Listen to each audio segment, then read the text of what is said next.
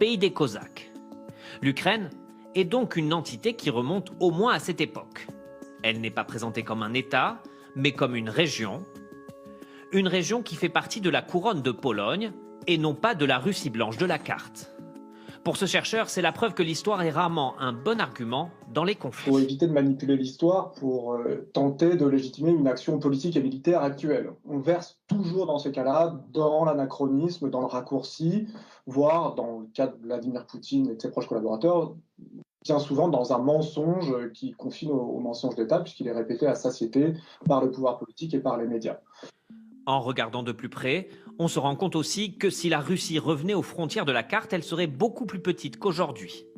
La Russie devrait par exemple rendre Saint-Pétersbourg aux Suédois.